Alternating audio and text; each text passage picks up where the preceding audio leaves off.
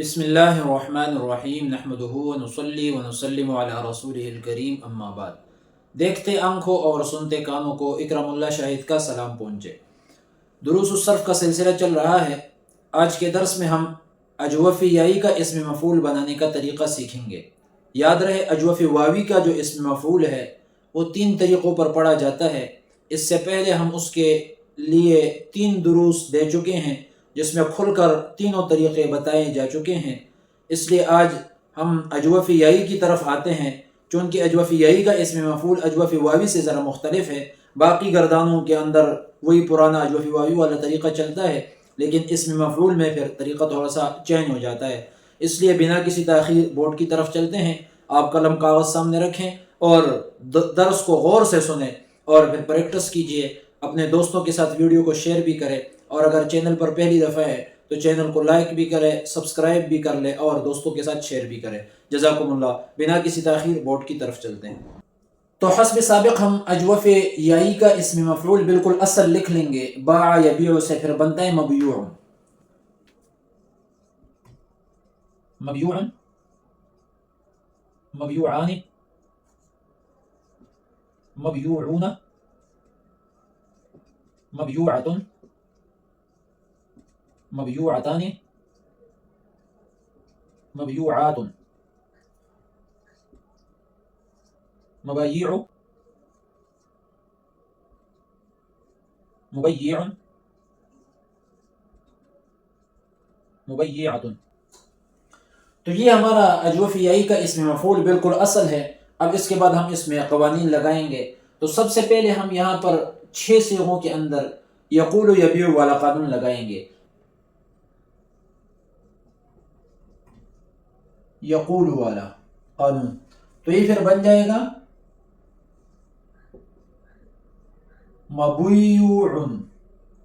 اب یہاں پر یا بھی ساکن ہے، واو بھی ساکن ہے، لیکن یا چونکہ مدہ نہیں ہے، اب یہاں پر کیا کریں گے؟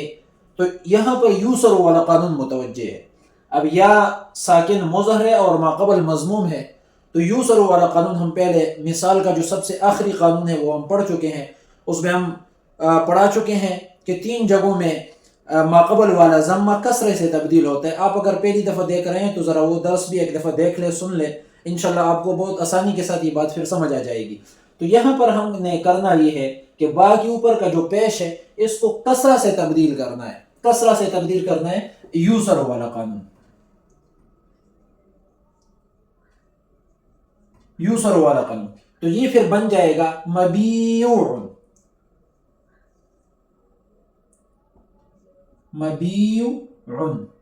اب یہاں پر ہمارے پاس یا بھی ساکن ہے، واو بھی ساکن ہے، تو التقاء ساکنین کی وجہ سے ہم پہلے ساکن کو حذف کریں گے، کیونکہ پہلا ساکن مدہ ہے اور دوسرا غیر مدغم ہے۔ تو التقاء ساکنین کا جو صورت نمبر 3 ہے وہ قانون بھی ہم پڑھا چکے ہیں، وہ آپ دیکھ سکتے ہیں۔ تو اس وجہ سے ہم یا مدہ کو حذف کریں گے، تو یہ پھر بن جائے گا التقاء ساکنین کی وجہ سے یا کو حذف کریں گے تو بن جائے گا مبیوع۔ اب یہاں پر ہمارے لیے ایک اور پرابلم کھڑی ہو گئی، اور وہ ہے کہ واو ساکن مظہر ما قبل مکسور ہے، تو اب اس میں کیا کریں گے؟ تو اس میں لگے گا میعاد والا قانون۔ تو اس واو کو ہم یا سے تبدیل کریں گے۔ آپ میعاد والا قانون بھی دروس کے اندر ہم پڑھا چکے ہیں، آپ دیکھ سکتے ہیں مثال کے قوانین کے اندر غالباً 3 قانون ہے، وہ آپ دیکھ سکتے ہیں۔ تو یہ واو کو یا سے تبدیل کریں گے تو یہ بن جائے گا مبیع۔ تو اب یہ مبیع فائنل صیغہ ہو گیا، اب یہ مبیع فائنل صیغہ ہو گیا، اور اسی کے ساتھ ہمارے 6 صیغے فائنل ہو گئے، یہ اسی طرح بن گئے۔ مبیع، مبیعان، مبیعون، مبیعۃ، مبیعتان، مبیعات۔ اب اس کے بعد جو 3 صیغے ہیں مبایع، مبیع، مبیعۃ، اس کے اندر کوئی بھی قانون نہیں لگتا۔ تو جب کوئی بھی قانون نہیں لگتا تو اس میں پھر ہاں البتہ یہ ہے کہ قولن والا قانون آپ لگا سکتے ہیں اس یا کو واپس لانے کے لیے، کیونکہ یہاں پر تو یہ اصل میں مبیوع تھا، مبیوعن تھا، پھر یقول والا قانون کی وجہ سے یا کا ضمہ ما قبل چلا گیا، پھر یہاں سے یوسر والا قانون کی وجہ سے ما قبل ضمہ کسرے سے تبدیل ہوا، پھر التقاء ساکنین کی وجہ سے یا کو ہم نے حذف کیا، تو اور پھر میعاد والے قانون کی وجہ سے وہ واو کیا ہو گیا۔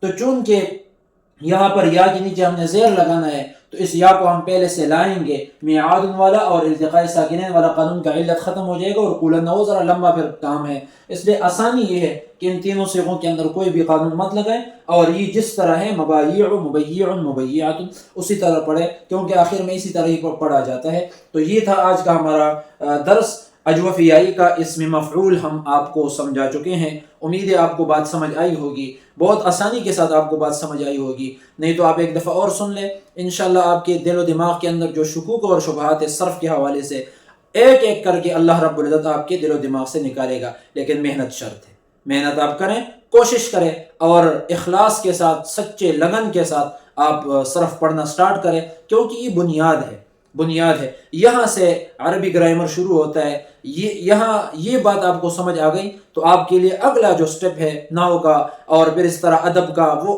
بہت ہی آسان ہو جائے گا، اور قرآن اور حدیث تک پہنچتے پہنچتے آپ تمام علوم کو سمجھ چکے ہوں گے، اور پھر اس میں جو ترجمہ ہے، صیغہ ہے، وہ تمام آپ نکال سکیں گے، اور آپ کو بہت آسانی کے ساتھ قرآن حدیث سمجھ آ جائیں گی۔ جزاکم اللہ خیرہ، وآخر دعوانا ان الحمد للہ رب العالمین۔